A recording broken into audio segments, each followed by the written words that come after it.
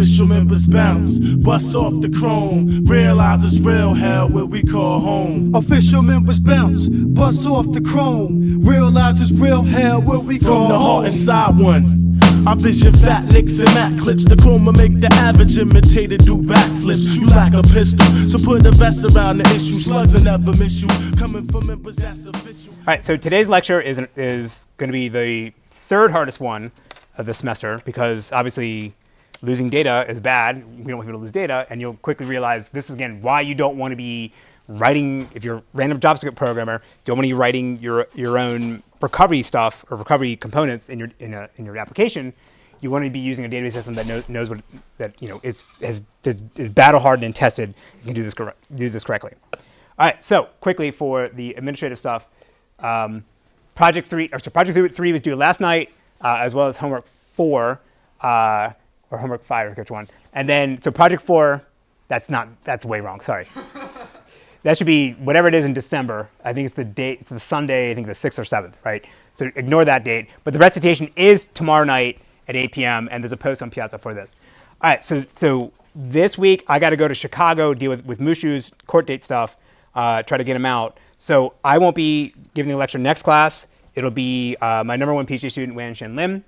So he's going to kick off the discussion on distributed databases, okay? He's smarter than I am, so please show him the same respect you showed me, okay? All right, so let's jump into this. So last class was talking about the logging protocol, right? When transactions are running, as they make changes to pages, we're going to put entries in this write-ahead log that's going to record what those changes were, right? There'll be like a transaction ID, the object we're modifying, and then before and after values, right? So that was all the things we were doing during normal processing, so that if there's a crash or there's an unclean failure, unclean shutdown, that we can come back now and pick up the pieces and put the database back into the correct state. So that's what today is about. Today is about saying, okay, given all the things we were doing while we were running normally, now after a crash when we come back, how do we use that write-ahead log to put us back into the state we should have been? So then that we maintain the atomicity, consistency, and durability guarantees that we want our transactional data system to provide for us. Right? So I'm going to go over very slowly throughout today's class. There's a lot of stuff to cover.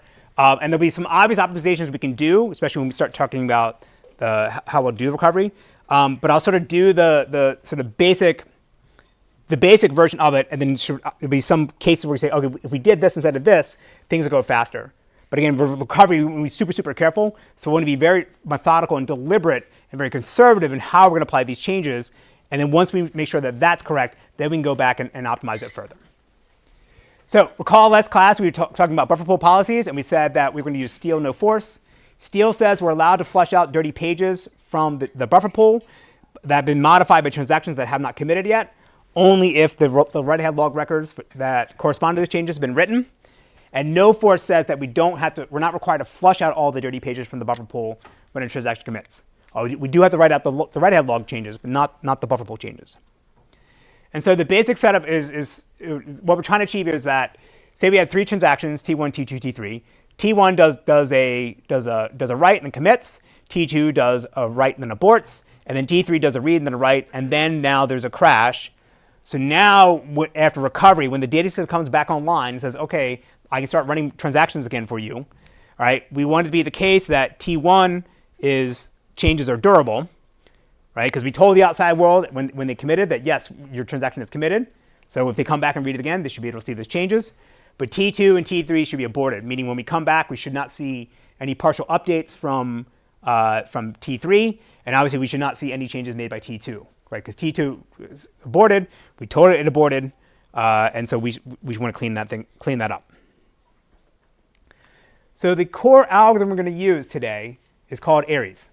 Actually, quick show of hands. Who here has heard of Aries before? No, all right. 10%, 15%. That's different. That's good. Okay. So I'll say that I'm going to describe what sort of goes along with the textbook. This is at a high level what the original Aries paper talks about. And I would say not every single database system is going to implement exactly what we'll talk about here today, because again, there'll be some optimizations to things we can do differently. like, most systems are not going to flush out all the pages after you finish Aries, right? They'll just say, all right, it's good enough, and just keep it running. But this paper is basically the canonical implementation or definition of how to make a database system safely recoverable. Right? Prior to this paper, it came out in like 1992. It's like 70 pages long. If you read it, like it's not like you sit down and read it in one go. It's very, very methodical in describing all the different scenarios that could occur. So there were recovery protocols before this paper came out, but they were all trying to optimize sort of given certain things, and most of them were missing, not handling all the different corner cases that could occur. And one of the big problems that we're going to see as we go along is that we'll have the ability to also recover the database system if we crash during recovery, which can occur, right? And Aries protocol will be able to handle that for us. So again, so Postgres is not going to do exactly what this does, but at a high level, it's going to be good enough, or it's going to be close enough.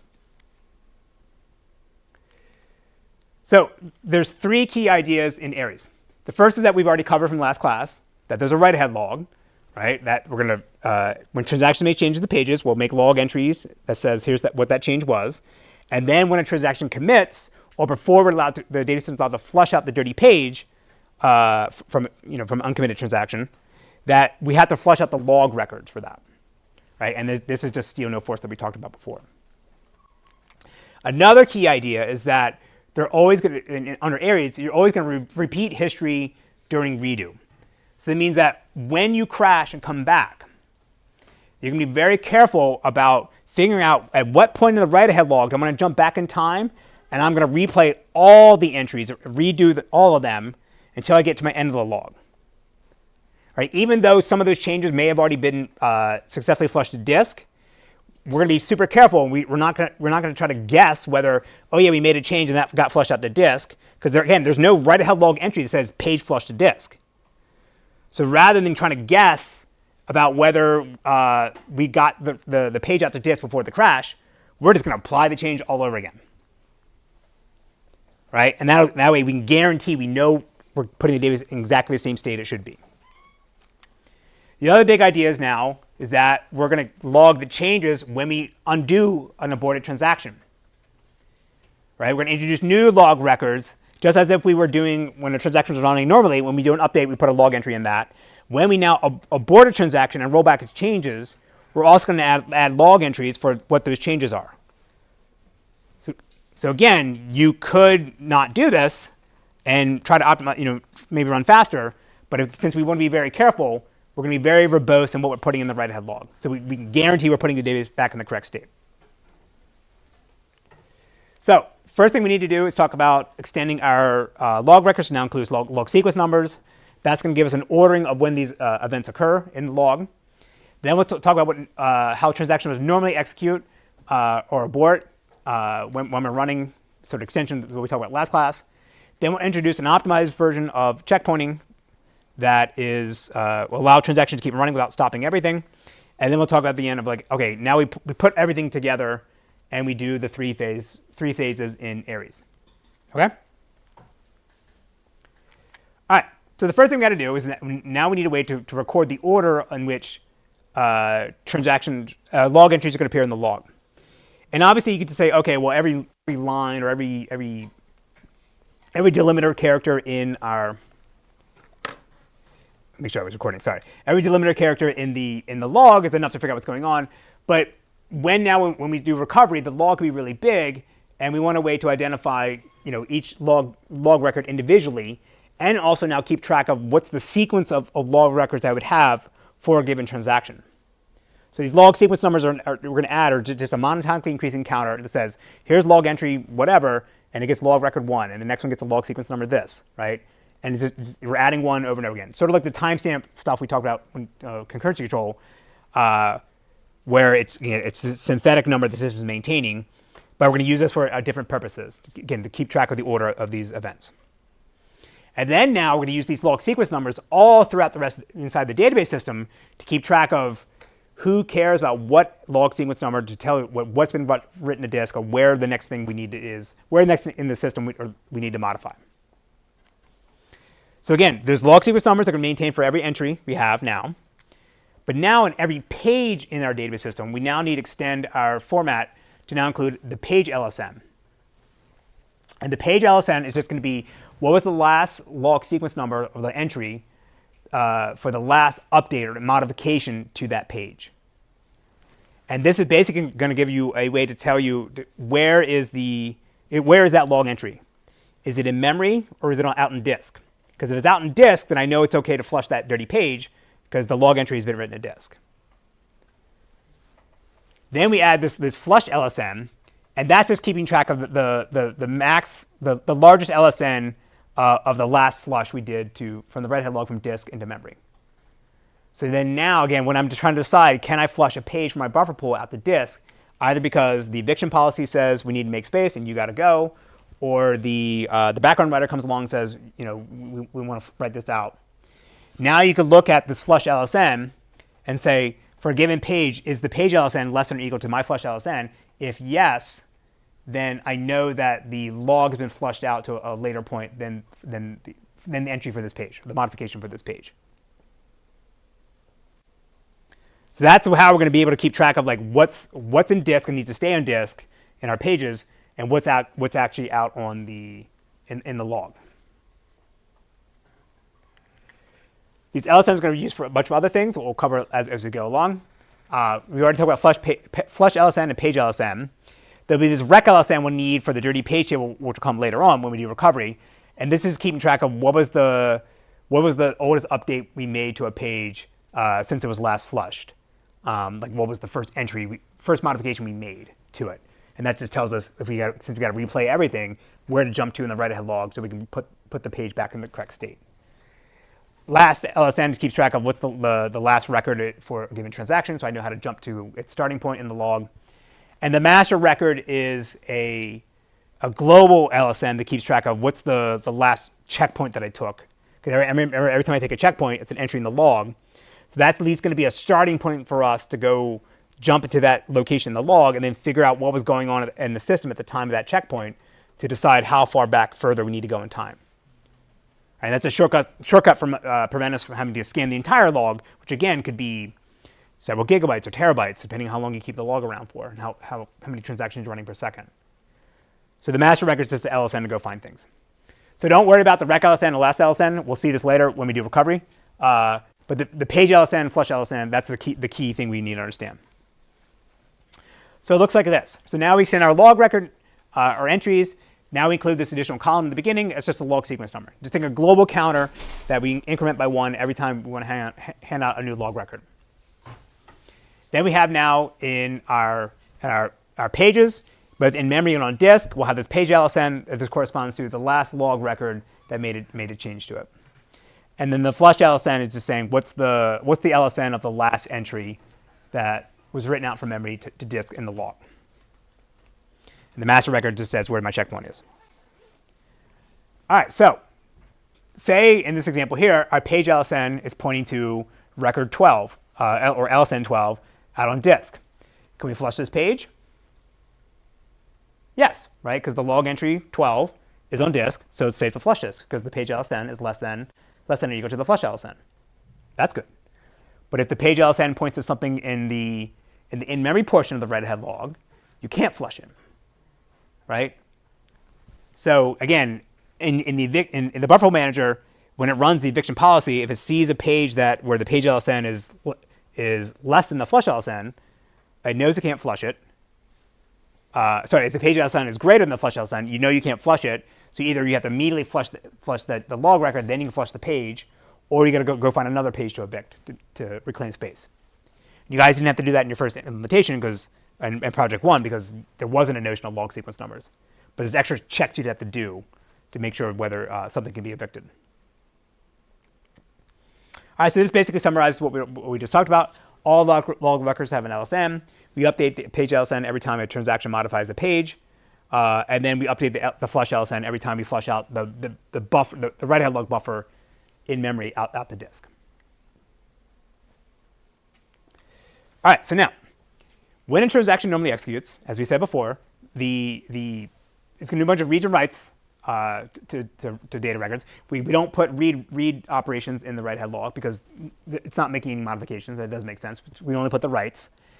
And then now it makes a begin or a commit, or sorry, makes a commit or a rollback. And then we got to decide, okay, how are we actually going to then say, what's the protocol for deciding, okay, what we're actually put in the write-ahead log to truly say that this transaction has committed, and what the system needs to do in the back end to write out all the dirty pages that it needs to for a given transaction. So we'll make some quick assumptions for the rest of this lecture to make our lives easier. So we're going to assume that all our log records will fit in a single page. The way to handle that, if log records need to be span multiple pages, like if you have a really big field and your page size is 8 kilobytes and you're updating a 160 kilobyte record, you basically have segment numbers. So within a log record, you would say, I'm 1 of 2, 2 of 2, or 2 of 3. And then that way on recovery, you would know how many log records you expect to see, or sort of partial log records you expect to see for a given one log record. And you would know that if you don't have all of it, then it's actually not truly written, flushed to disk. We'll assume our disk writes are atomic, even though, again, maybe a larger page size, doesn't matter. We'll assume that we're doing single version transactions, or single version concurrent control with strong strict 2PL. So we don't worry about running things, rolling back changes from transactions that may have read something. We can ignore all that. And obviously, as I said before, we'll assume we're doing steal, no force.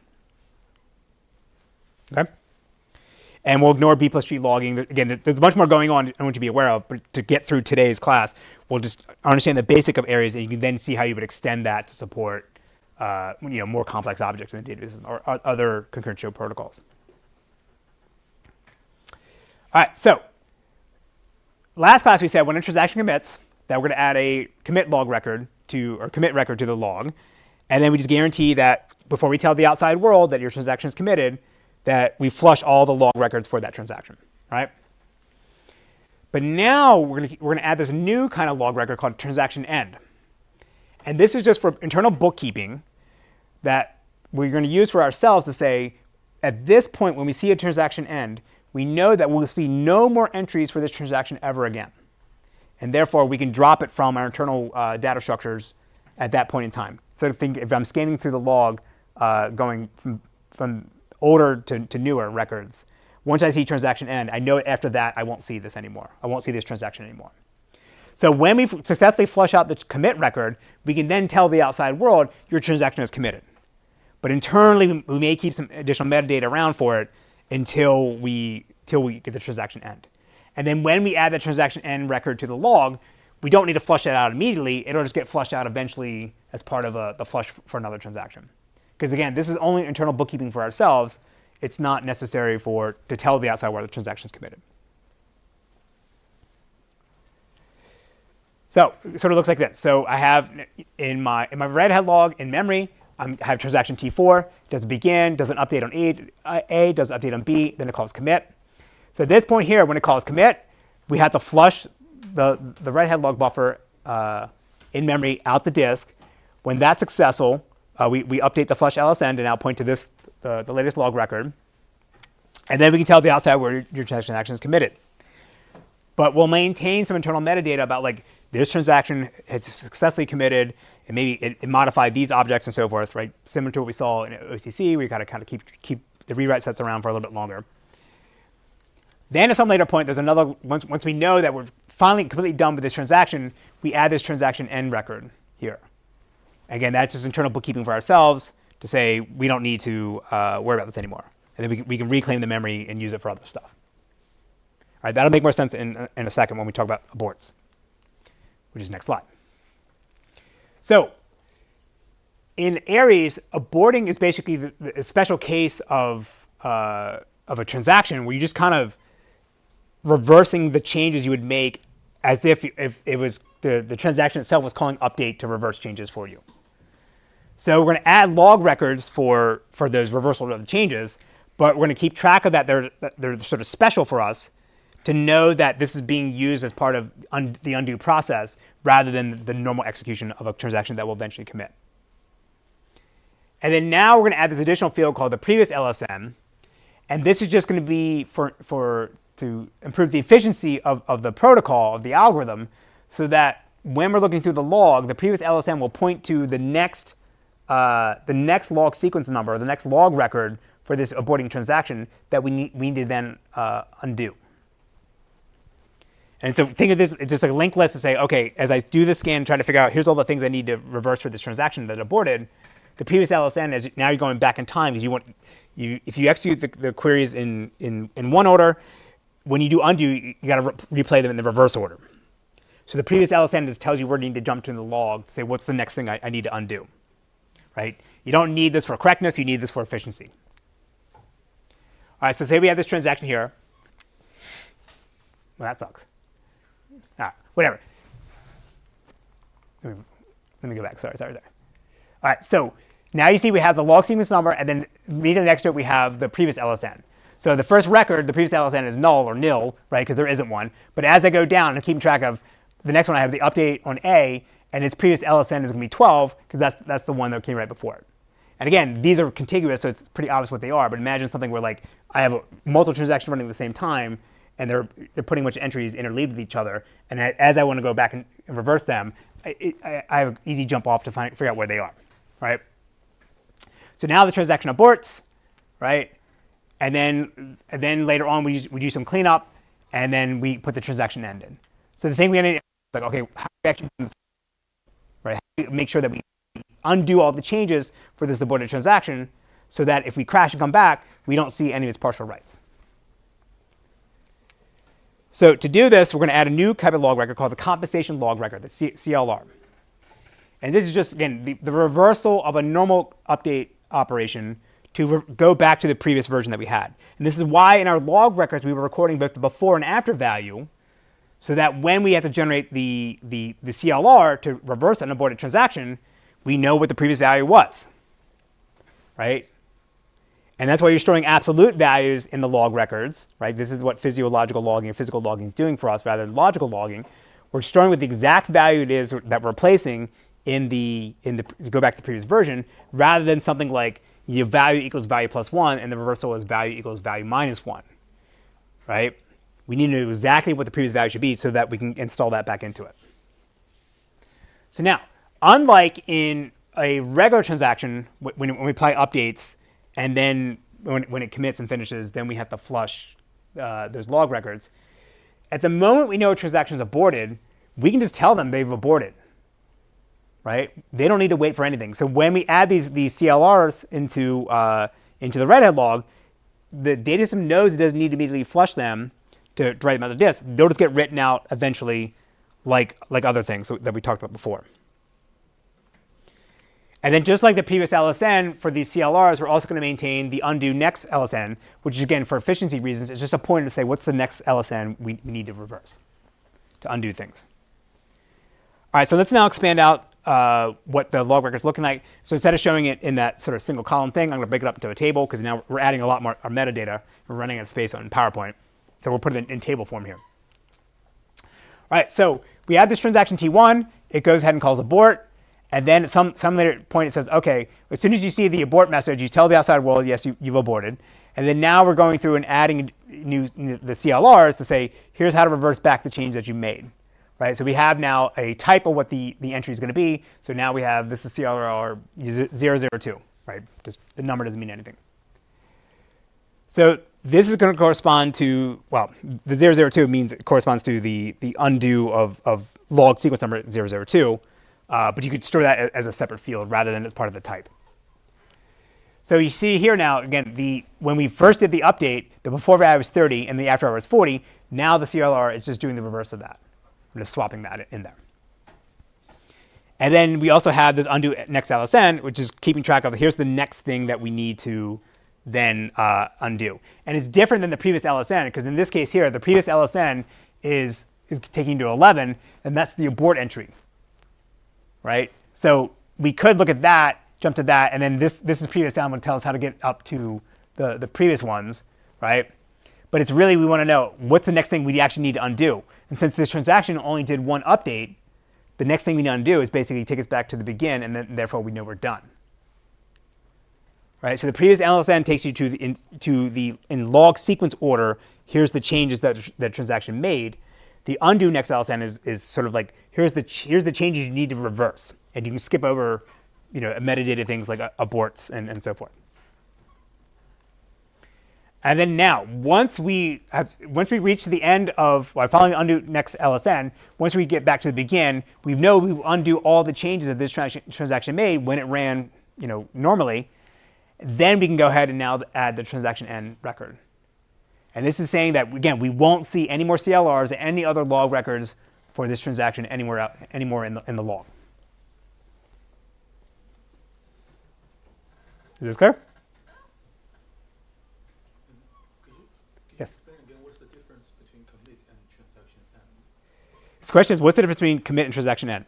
So a commit is when you tell the outside world, like, your transaction is successfully completed, and at that point you've flushed all the log records for that transaction out to disk. So everything's stored on disk for the log records, and that's enough. That's all you need. That's enough for you to be able to replay the transaction if there's a crash. So it's safe to tell the outside world you've committed. But at some later point, once you know you've cleaned up everything about this transaction, we'll see that these additional metadata tables we're going to maintain in a second. Once we know we're never going to see this transaction ever again, we can go ahead and remove it from that. So could there be any other log between the commit log and the transaction end log? This question is, could there be other commit log records between a transaction commit and an end? In this protocol, no. For abort, yes, because you have the CLRs between the abort and the end. Yes? If there are two updates, what would happen to the CLR? Her question is, if there's two updates, what would happen to the CLR? I mean, like the update object A, update object B, you would have separate CLRs for those because they would be separate update log entries, right? And so so I first update A and then update B. Then upon abort, I would first reverse B with a CLR, then reverse A with a CLR, and then you're done. Assume A and B are tuples. They don't have to be, but assume they are. So even though, like on A, I may update three fields, and then B might update 7 fields, each of those are still will be individual write-ahead log entries. Is it always going to be like tuple level, or it's going to be like other granularities? His question is, say for the class or for in real systems? In real systems. So his question is like, I just said that, assume A and B are tuples. In real systems, would a log entry always be, a single tuple? No, there are typically yes, but there's sometimes special cases where, like in Postgres, I think in Postgres, when you bring a page into memory, the first time you update it, the log entry will be the entire contents of the page. And then if there's subsequent updates to it while the page is in memory, then there will be sort of the more fine-grained log entries. Because again, the reason why they're doing it is because they don't want to lose data. They're super paranoid about this, so let me just make another copy of the page to make sure I have that always as the starting point. But the original Aries protocol, you didn't have to do that. But typically yes, it'll always be the same granularity of the content.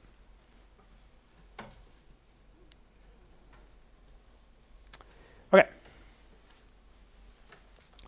So how to do aborts? Again, we've already covered this. You first write the abort record to the log for the transaction. Then you look at the write set of the transaction of all the updates that have occurred, and you're going to unapply them in reverse order that they were originally applied.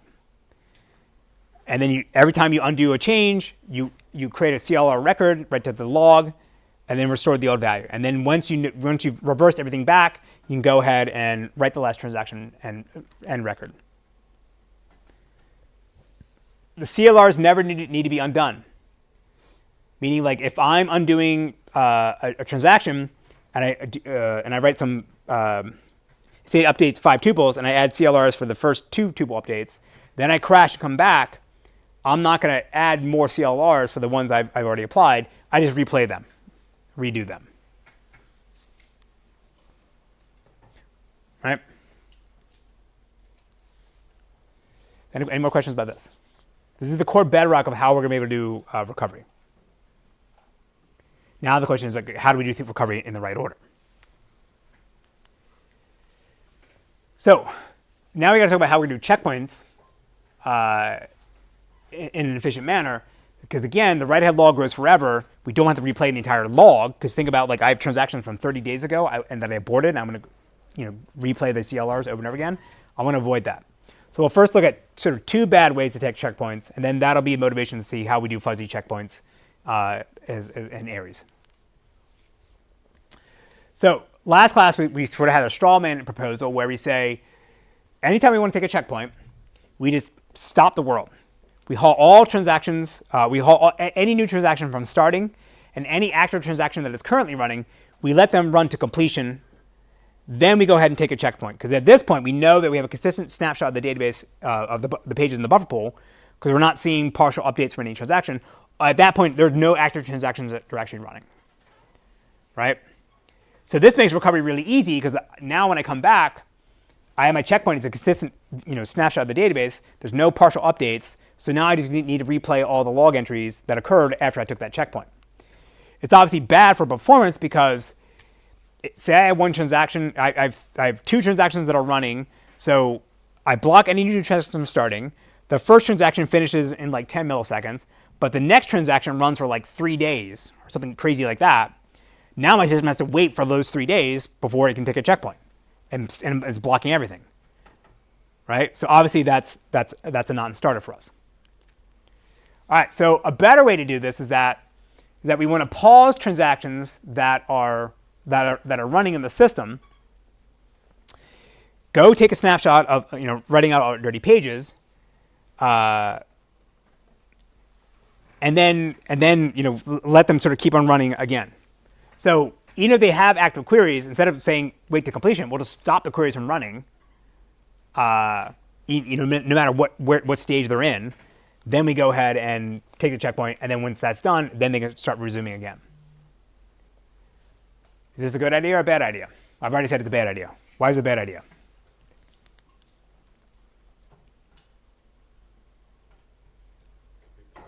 Partial updates, absolutely right. So again, say I have a really simple buffer pool. I only have 3 pages, right? And you think a checkpoint is basically a sequential scan of all the pages that are in memory, but you're writing them out the disk, right? So say I have this transaction here. I want to update a bunch of pages. So the transaction starts at the bottom. My checkpoint modifies page 3. My checkpoint's going to start at the top, scan through all the pages, and write them out. So the transaction already modified page 3. So now when I scan through, I see that modification. I write those out to disk. Then I unpause the transaction, who then goes ahead and updates page 1. But now I'm going to miss that change because when I paused it in my scan, it had made a modification to page 1. So now if I crash, come back, I have half the changes that this transaction made. So this is essentially what we're going to want to do. But we need to maintain additional metadata to keep track of what transactions are running, what page has been modified since we started. And now we're going to keep a demarcation in the log that says, here's when the checkpoint started, here's when the checkpoint finished. And then we just know that things may have gotten modified in between them, and this additional metadata will help us keep track of this. So the active transaction table is just an internal hash table we're going to maintain in the system. That's to say, for every single currently active transaction, what is its transaction ID?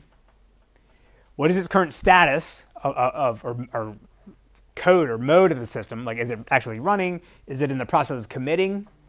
Or is this something we're going to want to undo? So on a normal execution, unless we see an abort or a commit, every transaction is just running. Upon recovery, though, what we're going to do, we're going to assume every transaction is going to get aborted.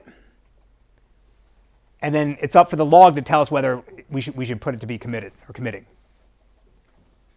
So again, we'll keep track of the status, and then we'll keep track of the last LSN of the most recent log record that they created, so that we know, again, what changes that they made. Was that written out the disk in between our checkpoint interval? And this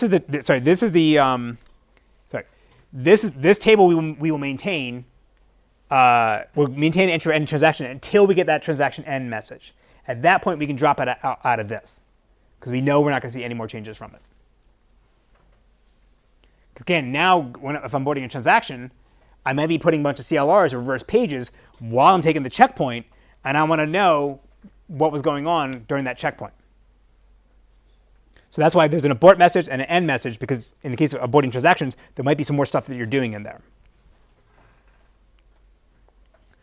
The dirty page table is just keeping track of all the pages in the buffer pool that are dirty at the point when the checkpoint starts that have not been flushed out to disk. And then now we're just going to keep track of, and for every single dirty page in the page table, an LSN of the log record that first calls the page to be dirty.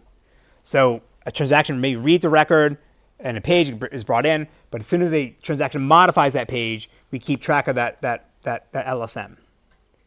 So that we know at the time in which the checkpoint started and then the page was modified, did that occur before or after the checkpoint began or the checkpoint ended? So let's look at something like this. So first, the first checkpoint we're taking here, right? We'll assume that we've modified, assume that page 11 has been flushed up above, right? Because it's not in our dirty page table, and that we are aware of a transaction 2, right? So in the checkpoint record we're maintaining now, just assume like this is when the checkpoint occurs, we're going to keep track of this metadata in there, right? So we know about transaction T2, and then our dirty page table says that there's a dirty page 22. Then now at the second checkpoint, we see that we are aware of 2 transactions, T2 and T3, right? Because T3 started after the first checkpoint and T2 started before the first checkpoint. All right, and then we now have 2 dirty pages, 11 and 33. Right? So this gives us additional metadata to be able to solve that problem we saw before of like for that partial update. But in this example here, we're still stalling the transactions, we're stalling the queries while we're taking the checkpoint. So that's not great.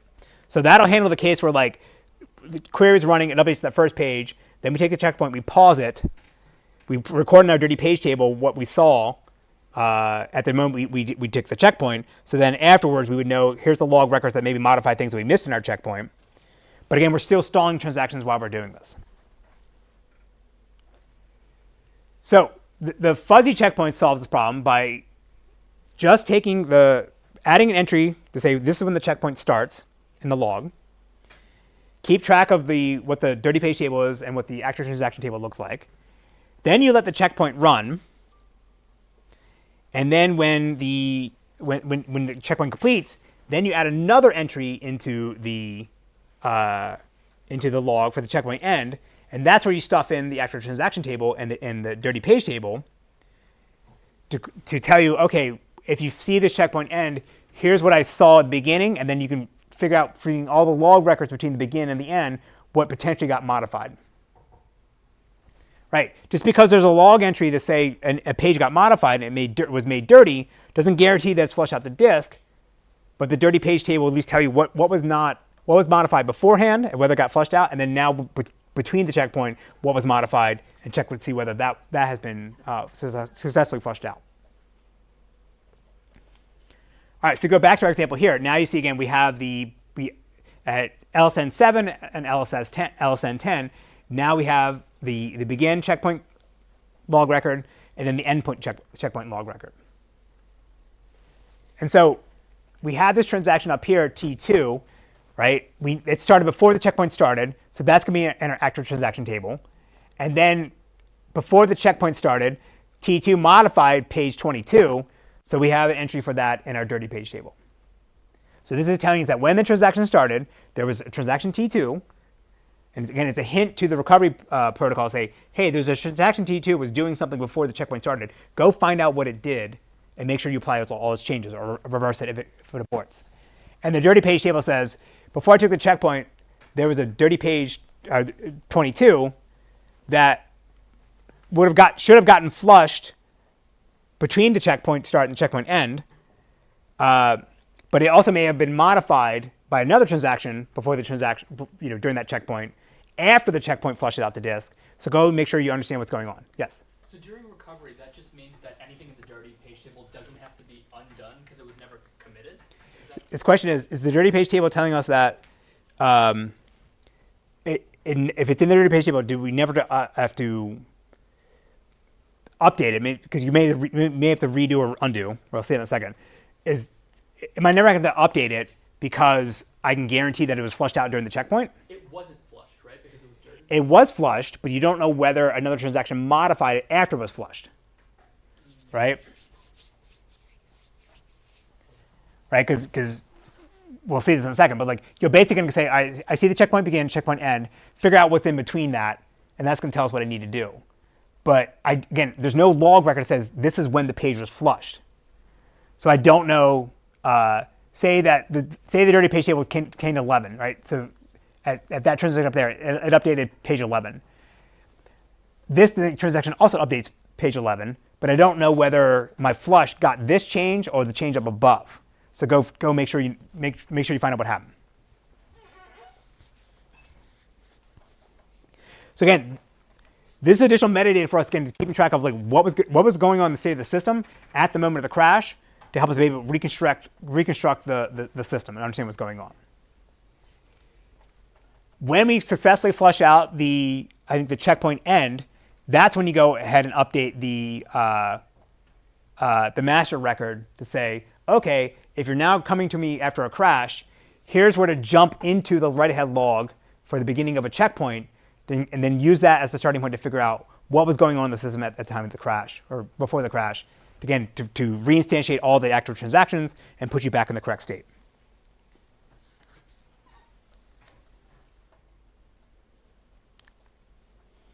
All right, so now, using the log sequence numbers, the compensation log records, the transaction end log record types, and then now these fuzzy checkpoints with checkpoint begin, checkpoint end, now that's enough for us to be able to recover the database. And so under Aries, it's a 3-phase protocol. And the first one is called analyze. Basically, you go back, look at the write-ahead log at some point in time based on the master record and figure out what transactions were actually running at this given time and what was dirty in my page table, again, using that checkpoint information. So then you scan forward in the log and figure out, here's all the things I need to undo and redo. In the second phase, after analyze, then you're gonna go back in time. Sorry, you're gonna go forward in time, where you're gonna jump to some point in the log, and then to replay all the changes that you're gonna see, even for transactions that are gonna abort. Then in the undo phase, after the redo phase, you're gonna say, okay, well, my active transaction table contains a bunch of these transactions, and I never saw a commit message for them. Therefore, I know they aborted. So now I'm gonna go back in reverse order and undo any of those changes for uncompleted transactions and add the compensation log records to record that I undone their changes. So analyze is going to go forward in time, redo is going to go forward in time, and then the undo is going to go reverse in time. So say this is our write-ahead log, again, going from time beginning to the end. The first phase is analyze. You basically want to, again, figure out what was going on in the system since after the last checkpoint or during the last checkpoint to the end of the log, and go figure out, who needs to get aborted, who needs to get reapplied. So you'd start to the last checkpoint, and then scan forward in time, and then look at all the information. Yes. Sorry, can you go back a couple slides? How far back? Sorry. To the one right before this one. Yes. So, I think, we're assuming that we're doing strong, strict 2PL. Mm-hmm. And so we have a conflict serializable schedule. Mm-hmm. But isn't it not the case that a transaction which starts after another transaction, like the schedule might make it so that this is conflict equivalent to a schedule where that transaction happened before the other transaction? So your question is, if I'm assuming strong strict 2PL, is it possible that a transaction will start before another transaction? Well, is it possible that if we take a checkpoint where we just say, okay, we're only going to keep track of like these ones which began before I started my checkpoint, is it possible that the schedule we generate might, or like the equivalent serial schedule might still treat some of the transactions before this checkpoint as occurring after ones which happened after the checkpoint started? So is it's the concern that the write-ahead log might actually write entries out such that when you replay them, it would change the order of the transactions. Yes. Why? The actions would be out of order. So no, so I don't think it's an issue because in order for a transaction to update a record, update an object in the database, I got to get the lock on it, right? So now I have the lock on it. I can do the update, or I add the log entry there. So the strong TPL in this example, the order in which the log sequence numbers are showing up is the order in which that the transactions are applying changes. If we assume serializable ordering, then this makes this a lot easier. Once you start getting into like multi-versioning or lower isolation levels, this complicates a lot of this. But we can ignore that for now. Right? Again, so I'm showing this write-ahead log. You still have to think about all the stuff we talked about before when we talked about concurrency control. There's still, in this case, a strict 2PL, there's still a lock manager. There's still a protocol running above that decides who's allowed to update what. At this level, we assume that somebody else has already figured out for us who is allowed to update things, and we're just dealing with the entries that we're seeing. All right, so going back here, again, with analyze, you start to the last checkpoint, scan forward in time, figure out what was going on in the system. Then now under redo, you look at the smallest rec LSN in the dirty page table. So what was the earliest log record that modified a page that was in our dirty page table when the checkpoint started? Jump that back in time, now scan forward and get all those changes. Because again, I have a page in my dirty page table that's dirty. I got to know who modified it. So what's the earliest log entry since that page was brought into memory that corresponds to the modification of that page? And there may be subsequent modifications after that page was brought into memory, but I only care about the first one, and that's the rec LSN gives me. So this is going to redo everything. So if you have a transaction that got aborted, you would apply the changes, see the abort message, and then apply the CLRs, right? And then the transaction end, you know it's done, right? So you can replay all the changes you're going to see in the redo phase. Then now you got to go look at, say, for all the transactions that were in my active transaction table after the redo phase completed, getting the end of the log, which ones didn't commit? Which ones have the status code as a candidate for being for undo? Then I got to go find the oldest log record that they have for any of the transactions that I got to roll back, and now you got to go back in reverse order and unapply all those changes. You skip over the transactions that successfully committed. You're just undoing the ones that got aborted, and you're creating the new CLRs to the write-ahead log as you're doing that. So analyze, jump forward at some point in time, scan forward, figure out what's going on. Then with the redo phase, jump to another portion higher up in the log potentially, scan forward, replay everything, then look at your active transaction table, figure out what's not running or what shouldn't have not committed, and then reverse back in time to undo them. That's the core idea of Aries. All right, so this just repeats everything I've said. So again, analyze, scan forward in time to the last successful checkpoint, and you're adding entries into the active transaction table based on whether, as soon as you see it, you add it, but assume it's going to abort it. And once you see the commit message, then you know you can change the status to commit, right?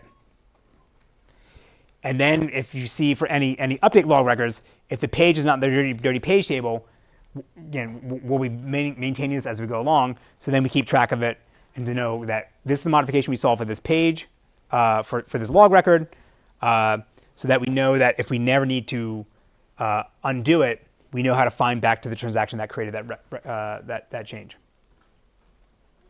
So the analysis phase finishes. The active transaction table is going to tell us everything that was, all the transactions that were active time that crashed, and the DPT is going to tell us all the pages that may not have been successfully flushed to disk since at the moment of the crash.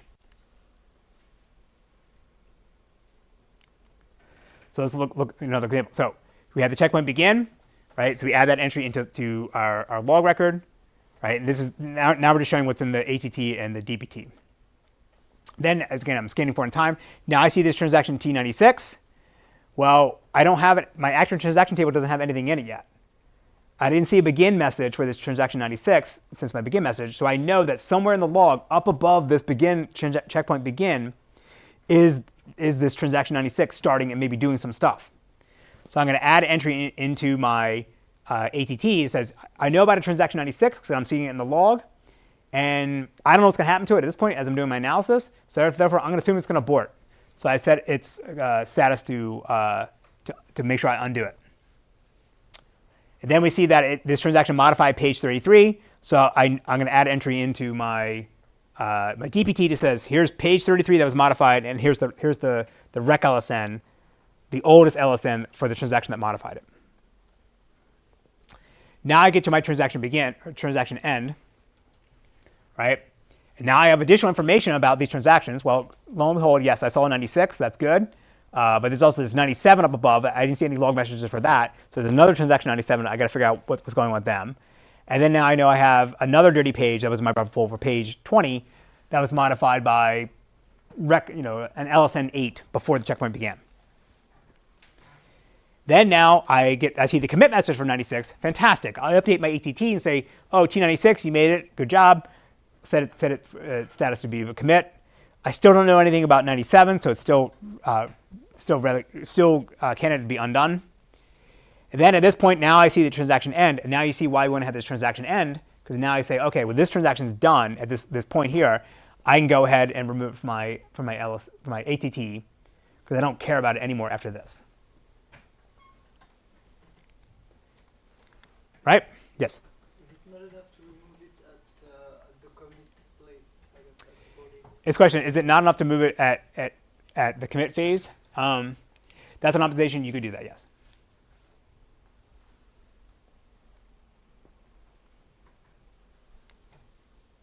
Okay. So again, now the ready phase, the point is, okay, so now at the end of our analysis phase, we have this ATT says, here are the transactions that we knew about. Here's the dirty page table. So now we got to go figure out, well, what pages were modified.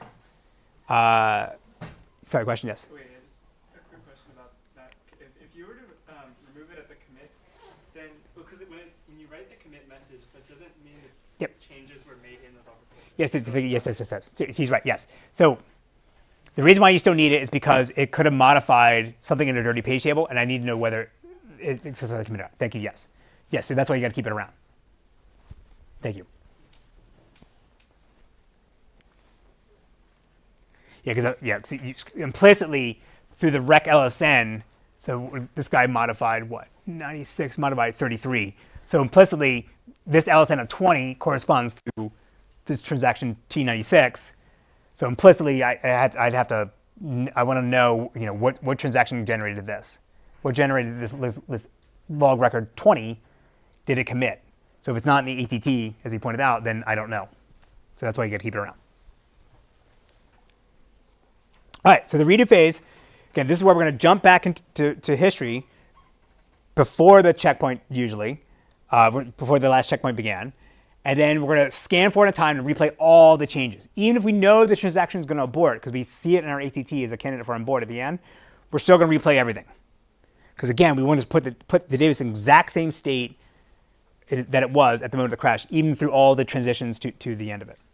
There's obviously some optimizations you can do, like if I see a bunch of changes to the same page, could I collapse them to do one update? Yes. We're not doing that. We're going to be very, very careful. Right. So it's going to seem very wasteful, but again, if it's your data, you don't want to lose it. All right. So we're going to scan forward to the log containing the smallest rec LSN of a transaction or of something in the dirty page table. And at that point in time, we know that here's the earliest log record that modified a page that we saw during our analysis phase, and we're just going to scan through every single one and replay all the changes. So the logic basically says that for each log record we see or CLR, then if the page is not in the dirty page table, then we got to bring it into memory and modify it. If the page is in the dirty page table, but the last log record that modified the page is less than the recs LSM, then we know that that it's a previous version of the page, right? Again, we're bringing in pages after the crash. Then we know this is the previous version of the page, and we want to apply. Then we know that the change that we would try to apply has already been applied, so therefore we don't need to reapply it. So this is how we know that the page was successfully written out the disk since the last checkpoint, or since at least the log record that we're analyzing, and therefore we don't need to reapply our change. If it's not already page table, then it wasn't in memory, so we don't care. This is basically saying if I bring it back into memory to see that its basic version number is in the future, then the LSN I'm trying to reapply, then I know I don't need to reapply it because all the changes made it out there, right? Otherwise, we have to go ahead and update it. So to redo an action, you just replay the entry. Whether it's an update from a regular transaction or a CLR, it always works the same way. And then now we just set the page LSN to be our LSN. There's no additional logging we need to maintain as we reapply changes because we already have the write-ahead log that tells us what we should do. We don't need to maintain a redundant one. And as we're also in this redo phase, as we're scanning along, we don't need to flush the pages as we're, and when we see a commit message for a transaction, because again, we're in this recovery phase. We're not allowed to run regular new transactions anyway, so we don't have to make sure that we're flushing things when we see ends or commits. Then now when we hit the redo phase, or with the end of it, for any transaction that was successfully committed and are still in the ATT because we didn't see the transaction end message for it, we go ahead and add the transaction end message for it, and we go ahead and remove it from ATT. Because at this point here, when we finish redo, the only entries that should still be in the active transaction table are transactions that did not commit during normal operations, and then now in the last phase, we need to undo them. This is basically what it says. So again, any transactions that are still in the actual transaction table means we didn't see a commit message for them, or the abort in the transaction end. Therefore, we need to go clean them up. So we're going to process them in reverse order, and this is why you have that undo next LSN entry in the CLRs, so we can jump through in the write-ahead log to find the entries that we need to undo a transaction and not may have to scan everything. Because if we only have one transaction that got aborted in this really log sequence we got to replay, we don't want to scan all that back over again. We just want to jump to the entries that we want, and this is what this undo next LSN gives us. So we're going to reverse them in the same order and just basically undo the changes that we make, and then for every modification, every change that we're reversing, we add a CLR for it.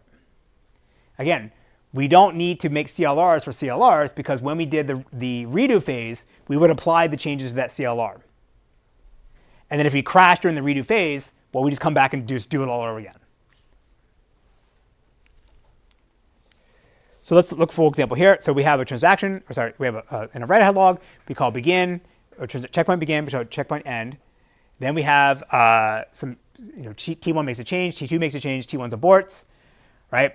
So then now, once in normal operation, when we see that T1 abort, we want to start undoing the changes for T1. So the first thing we're going to add is the CLR for it. And then now, since it's the only change we have to undo, we can go ahead and add the transaction end. I'm not showing this, but implicitly there's also the previous LSNs. We're just keeping track of all that. And again, undo next LSN as well. Right? So then now we see, T3 starts running, makes a change. T2 makes another change, and then we crash. So at this point here, we know at least there's a transaction T3 and T2. There might be other transactions we don't know about, but they would be in our ATT or at the checkpoint end. All right, so now we got to recover the database. So we got to now populate, after we finish the analysis phase, we would populate the ATT, right? And we have metadata to keep track of, like for every transaction. And here's the undo status. We think they're going to, after finishing the analysis phase, we didn't see commit messages for them, so we know we need to undo them. And the DPT is telling us that we know that there's pages P1, P3, and P5 that have a bunch of changes that may not written out the disk. We need to make sure that we go ahead and reapply those changes. So the first thing we got to do is say, okay, going back when we do undo. We're doing undo here. So we're going back in reverse order. So the first thing we need to reverse back is the change that T2 made right here. So we go ahead and create a CLR record for it, right, with information about what change we're undoing. And then we have now a pointer also that says, what's the next reversal we need to make for this transaction here? We need to undo the next change for T3, right? So that's the same thing. Again, we're just undoing what occurred in LSN 008, reverse that change and go ahead and apply it. And then now at this point here for transaction 3, we know that there's no more entries for it because the next undo next is basically null. So we can go ahead and put the transaction end message here. Now in the original Aries protocol, at this point here, when you see the transaction end under undo phase, you would actually do flush the red head log and flush all the dirty pages. So at this point here, you would know that if I crash and come back, at least at this point in the log, I've applied all the changes. Most systems don't do that because again, at this point, you're not actually running real queries and transactions. So why make your recovery slower? If you assume you're not going to immediately crash right after you crashed before, then why spend that extra effort? But again, the original protocol does this. Then I update my flush LSN to say, here's the, if I do that flush, here's the log entry for the latest record that I flushed out. But then now let's say there's a crash at this point. So we crashed during recovery. So now we need a recovery from our recovery, right? And this is what Aries got correct and a bunch of other systems did not. So now when we come back, it's basically the same thing before. We'll do the analysis phase. Still, the first, the latest checkpoint is the one at the top here. So the ATT is basically going to be the same thing, right? Actually, you could get rid of T3 is done. You can get rid of that. Say this is what you see in the ATT at the checkpoint. Yeah, get rid of T3, get rid of T1. At this point, they're gone, right? So now I need to make sure I undo this change to T2 because I didn't see the undo change. Didn't see transaction for T2. So go ahead and just do the same thing I did before after reapplying all the changes. And now I go ahead and create the CLR for this one here, pointing up there that I didn't undo yet. Once that's done, then I know that, or when I'm following this back, I know that I've already applied this change here, right? So now I go ahead and the transaction end, and at this point I'm done. And now the data is in the exact same state it should have been at the moment of the crash, with any partial updates from aborted transactions are all reversed. And you can then now see the outside world, our transactions successfully, our systems successfully back online, and you can start accepting new changes. Yes?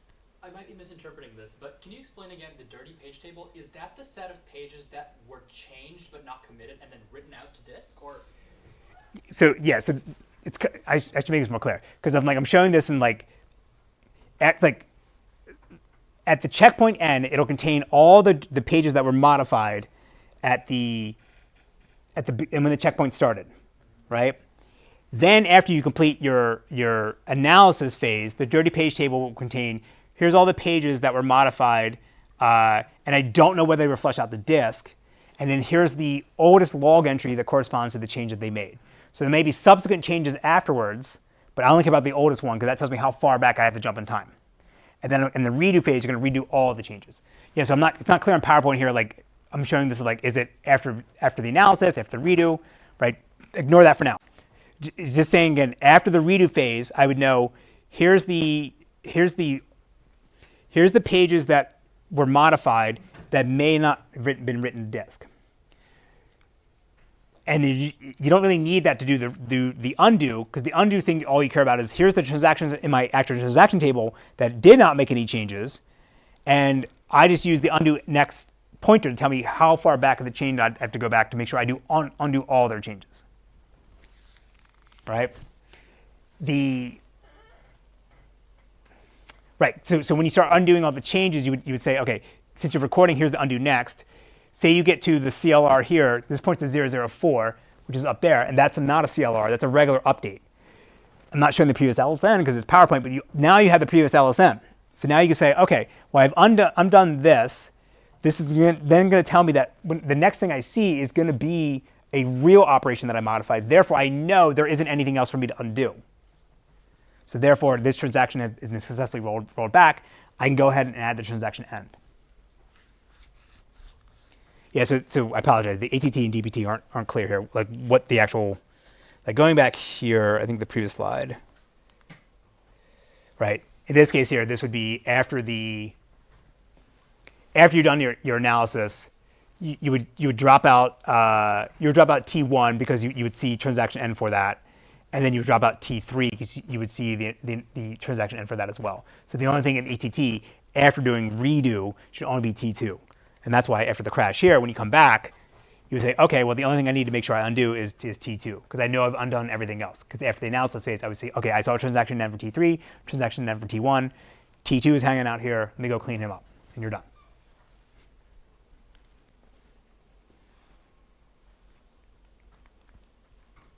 Okay, so some obvious questions depending upon what we talked about before.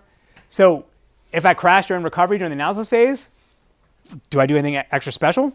No, I just come back and do recovery all over again, right? Analysis phase didn't modify anything, right? It maintains some internal data structures in memory that get blown away at the crash, so I had to start all over again. If I crash during redo, do I do anything special? No, right?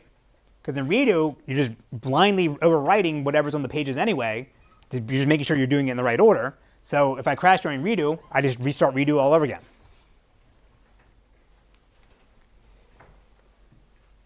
If I crash during undo, then I can be a little bit clever sorry, if I crash during undo, again, it's the same thing where, again, I just, in the redo phase, if some CLR has made it out the write-ahead log, they got flushed out, well, they would get picked up in the redo, and that means in my undo phase, I may have to do less work because I may have got some things done the last time I went through and undone things. So no matter how many times I crash and restart over and over again, as long as I'm making a little bit more progress on the undo, then eventually I'll get through everything that I've reversed everything that need to be reversed, and then there isn't going to be an undo phase because now my redo phase will contain all the transactions I need to undo. So can I make redo faster?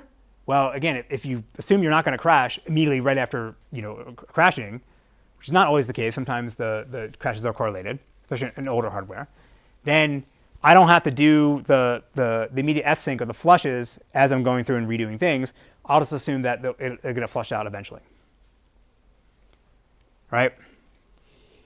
To make the undo phase actually even faster, no system does this. There is a paper though. After I do my redo, I know all the transactions I need to reverse. So in the same way we did that mod log approach where we had, like in MySQL, they had like, here's all the changes I need to apply to a page. So before you read it, apply those changes first. So the B epsilon tree was doing the same thing. I could keep track of every single page. Here's all the changes I need to undo before you can read this page. Now, if any transaction comes along and says, okay, let me start reading this page, they'll get blocked while you undo that change. But now I don't have to wait for all my pages to get undone before I can start running new queries. So you can sort of lazily, incrementally reapply the changes to avoid this problem. Of course, now, if you rewrite your application to remove any long-running transactions, then your undo phase finishes really fast.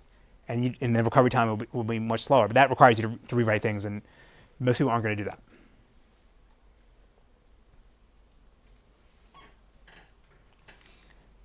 Okay, that's Aries. That's recovery. Not too bad, huh? The devil's in the details. Again, when you go read the original Aries paper, they're talking about like dealing with like bad sector rights and things like that. It's very, very low level in a way I don't think you need to understand the core concept of Aries. But like this is the basic protocol again that every system is going to use, right? A buffer pool is going to use steal no force. We can flush out dirty pages from uncommitted transactions as long as the log records have been flushed out. And we're not required to flush out all dirty pages upon commit because, again, the log records will have enough information for us to be able to reapply those changes. We'll take fuzzy checkpoints that don't block transactions while we're taking the checkpoint. We just have to record, here's all the pages that were dirty at the checkpoint started, and here's all the transactions that were running when the checkpoint started. When we redo, we just run back to the earliest log record from a transaction that was active when our checkpoint started, and make sure we reapply all their changes. Simple optimizations keep track of since we know the page LSN and the LSN of the log record that we're trying to redo. If we know that the page LSN is newer than our log record, we know our changes have already been applied. Because again, there's no entry that says in the log says this page got flushed out. It's the LSNs are telling us or giving us information about in what order things got flushed out. Undo transactions never have to commit, but we have to apply CLRs to undo them. And then those are just regular log records like before, so that if we crash, come back, the CLRs, we would know whether our CLR has been applied or not. And then the log sequence numbers, again, it just allows us to provide the ordering of these things. Okay? All right, so at this point in the semester, you can pat yourself on the back, because now you know how to build a single node database system. Congrats, right? You can build a SQLite, you can build a Postgres, you can build MySQL, whatever, right? You can build your own DuckDB. I'm not saying it'd be good, but you could do it, right? That's fine, right? So starting on Wednesday, and again, well, my PhD student Juan will present that. Now we're just gonna make your life even harder and start with introduction to how do you actually build a distributed database system. So all the same techniques and things that we talked about this entire semester, these are still applicable in a distributed system. You always want to build a single node system first, push that to its limits, and then when you realize, oh, like this is not working, we got to scale out, then you go to a distributed architecture. So you understand, you need to walk before you can run. So you need to understand so all the things we talked about before, concurrency control, all the recovery stuff we just talked about, how to run queries and execute queries and run transactions. All that still applies in a distributed system. It's just way harder now because the node you might be talking to might be gone. It was there 10 milliseconds ago and now it's missing. What do you do? Or I got two transactions running on two different nodes. They're on different sides of the world and they want to update the same record. What do you do? Very few people need distributed databases. Most databases are like, for the 99% of people, can run on a single box, right? And so in the rare cases that you are a Google, you are an Amazon, you are a Microsoft, then you bring a distributed database. Then you pay a lot of money for you guys to make this distributed, okay? I need something refreshing when I get finished manifesting. Too cold, a whole bowl like Smith & Wesson. One chord and my thoughts hip-hop related. Write a rhyme and my pen's intoxicated. Lyrics are quicker with a sip of more liquor. Since I'm a city slicker, brain waves are thicker. Rhymes I create, rotate at a rate too quick to duplicate. Feel a breeze as I skate. Mics at Fahrenheit when I hold it real tight. When I'm in flight, then we ignite. Blood starts to boil. I heat up the party for you. Let my girl rub me and my mic down with oil. Record still turns with third-degree burn for one man. I heat up your brain, give it a suntan. So just cool, let the temperature rise.